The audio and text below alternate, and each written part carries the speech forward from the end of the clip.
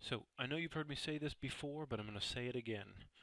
It is very important for you, especially at this level of higher education in these college courses, to keep track of your own grades. You are all spending your hard-earned money and your time to set yourself apart from others. You want to protect your investment. Make sure that you are where you want to be when you're taking these courses. So those of us taking online courses, we have some great tools to help you do this without very much hassle at all. So let me show you how to use these so that we can all benefit. So I'm in the My Grade section here over the left. So when you log into the course, first go to the My Grade section, and let's take a look at what we see here.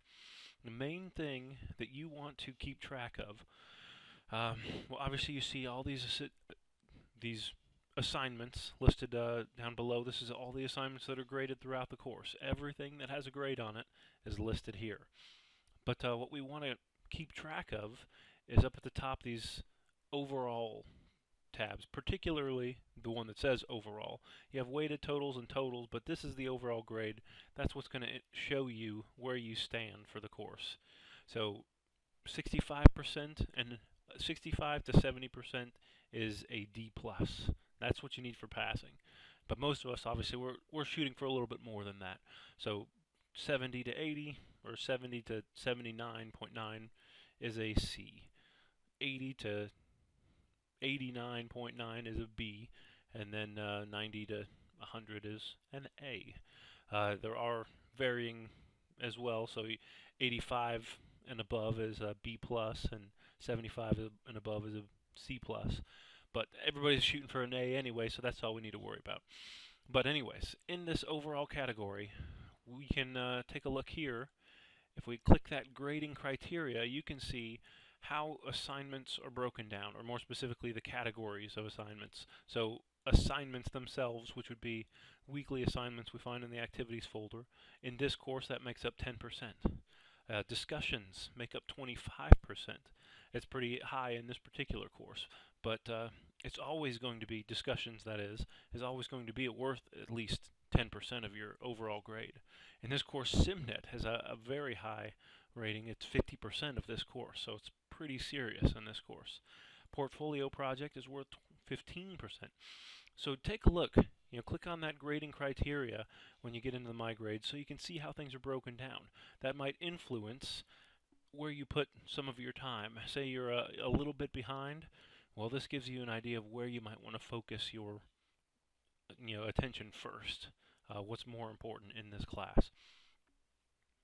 All right, moving on. Some other features of the My Grades section. Let's take a look at discussions first. Okay, so here is a week 3 discussion. When we are in this My Grades section, anytime you see a little bubble icon next to the grade, that's where I would have left comments specifically to you about this assignment. So in this assignment I said, what did I say? Yep, you do need to answer them. Okay, well, I'm not sure what that means really out of context. So what I can do from there is open up the assignment. So this is, by the way, this is just me making a little preview user for this demonstration. So in this discussion, I don't even remember what the discussion was about, me as a student said, do I really need to answer these questions? They seem so obvious. So I was being sarcastic there. And then me as an instructor left comments, yep, you do need to answer them. So all comments that I leave about the assignment will be populated from that little bubble. But since I'm in this discussion, let's take a look at a couple other things. I generally don't even leave comments on discussions because I feel that it's already broken down. So if you saw where I clicked there, this little icon right there brings up the discussions rubric. So most of the time in discussions, I'm already leaving comments throughout the week in your discussion threads. So when it comes time to grade, I feel that it's good enough if I just click and let you read the rubric to see why you earned whatever particular grade that is. So you can take a look here, and I recommend that you take a look at the discussions expectations video that I also posted for a little bit more information about discussions in particular. But most assignments or discussions and larger assignments will be graded on a rubric. And when it is graded on a rubric, this is where you will be able to understand the grade that you received. It breaks it down into the separate categories. So be sure to take a look at that. That'll help you understand where your grade is coming from.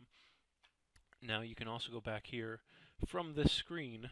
You can click right on the view rubric from there, and that brings it up for you as well, so you don't have to enter the assignment. How about other assignments? Let's take a look at this quiz that we see here. So when you have a quiz or something similar to that, once again, there's no bubble. I didn't leave notes on this one because I didn't need to, but you can open it up, and in here you will see a separate calculated grade. Now this, if you open that up, that will lay out the quiz for you and show you what you got right, what you got wrong. This is a great feature when it comes time to reviewing for, say, the midterm or the final exam. All these will be broken down for you to go over. So keep note of that as well. That's pretty important. Okay, let's go. Let me show you the big one. This is another important one. A lot of times when you're submitting documents, let's say a portfolio project or even assignments through the week, I might leave notes directly on the assignment. So there's the comments that I made as far as what I said to you about the assignment, but I also left comments on the assignment that you would want to check out. So I open up the assignment, and if you take a look there, it breaks it down. So you see, this is the portfolio project for this particular class. So let's say you turned this in as a rough draft. These would be very important for you to review before you submit your final project. So always make sure to open up those assignments and review them as well if you have something in this situation. What else can I show you about my grades? Let's say we go back to my grades. Oh, how about this? So up at the top, it also breaks it down a little bit further if you wanted to filter, let's say. So if you want to see what was graded, what you have upcoming, due, that would be an important one, and also submitted. So items that you've submitted that are still pending for me to grade.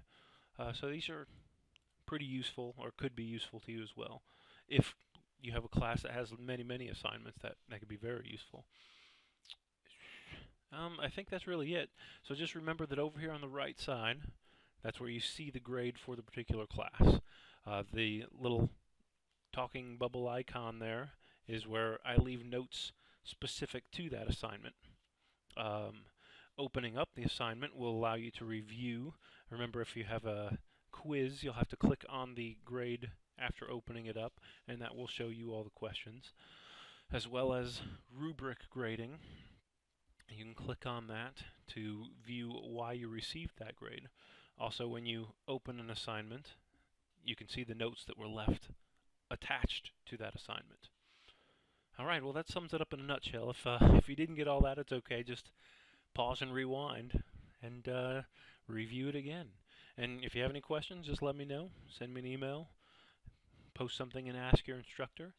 And you want to make sure that you're good to go on this, so ask questions if you have any. Alright, we'll talk to you next time.